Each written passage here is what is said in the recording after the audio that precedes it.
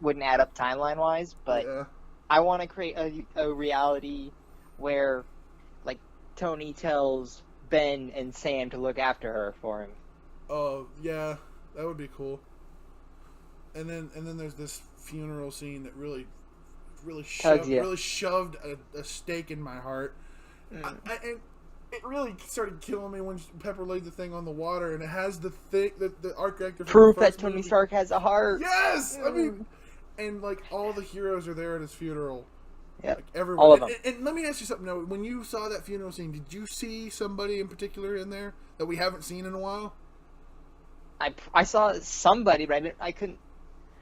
Somebody kind of in the back row, kind of. Like behind Bucky? Yeah, but I can't remember who it That was. was the kid from Iron Man 3. Oh wow! Yeah, I know. That kid grew Holy! up. Wow, that movie was so forgettable. I forgot that kid even existed. And Sorry, everyone was Marvel. there. And I love, like, the very last person you see at the funeral was Fury. Like, he was there. Even he was there. And I love it. It's like Happy's all, you hungry? Yeah. Yeah. What do you want? Cheeseburgers. Cheeseburgers. So that was the third time I cried. Mm.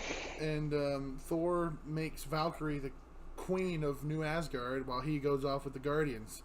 I guess just to do whatever. I don't know if that was the last we're going to see of Thor, but I hope it is, because that's a good way to end his arc.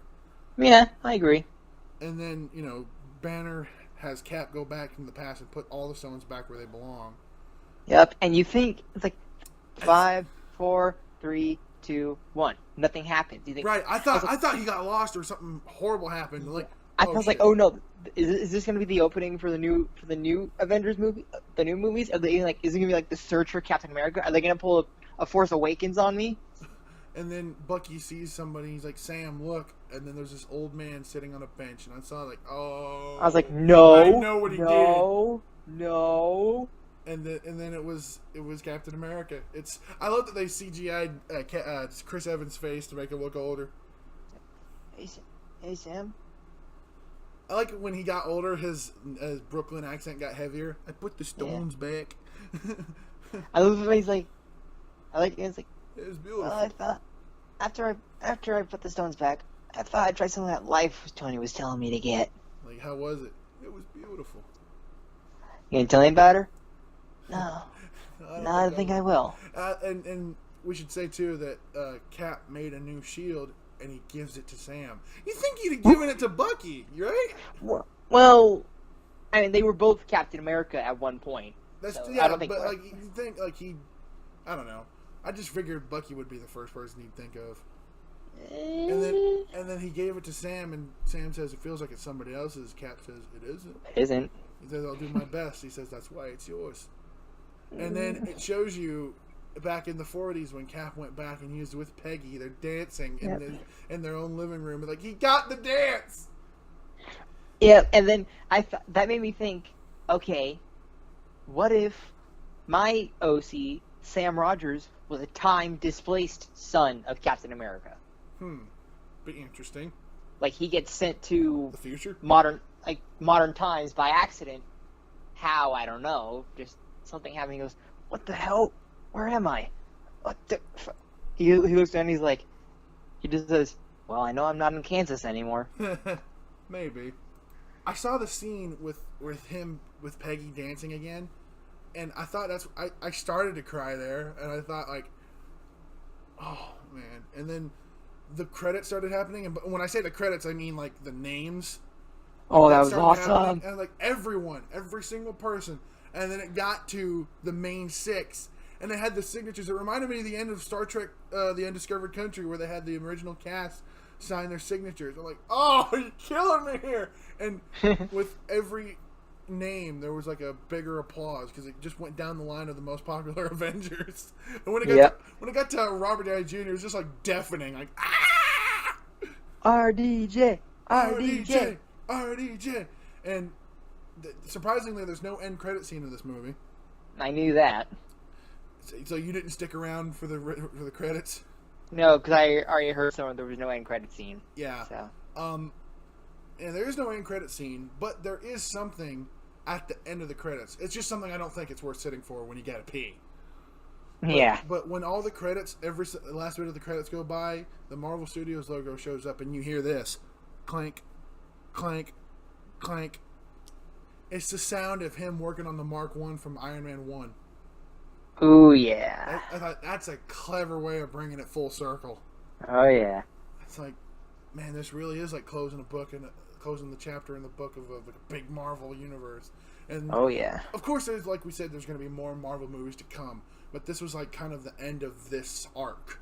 This era. Yes, and the next movie after this is Spider-Man: Far From Home, which is supposed to kickstart the next era. Yay! So does that makes me wonder: is Far From Home going to be the next Iron Man? Like, and I don't mean like in like it's clearly not introducing somebody. We already know who Spider-Man is, but like It's gonna be like Kickstarter of the next universe. I hope so. Like, is That'd he going to nice. be the next quote unquote Iron Man here? Like, is he going to be the leader of the new Avengers? I hope so. He better. That'd be so cool. Him, Cassie, Miles, Squirrel Girl, Doctor please. Strange. Doctor Strange, Black Panther, Black Ant-Man, Panther, hopefully. Ant-Man. We still got Stature. Ant-Man for a few more movies, yeah. Yep. One of them should be like the origin of Stature. Oh, that'd be That'd interesting. be awesome. I wonder how they would do her in the MCU. Like, what would her suit look like? Would she have the same? Because it shouldn't be the same as Scott's, because she's not an ant-based character. No, but she can shrink and grow, can't she? Yeah, that's her power.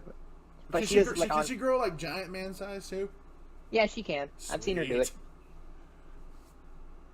I mean, this movie leaves so much open to interpretation. Yep. It just makes me wonder, like, where are they going to go from here? Because they're never going to top this. This is like the best they've done yet.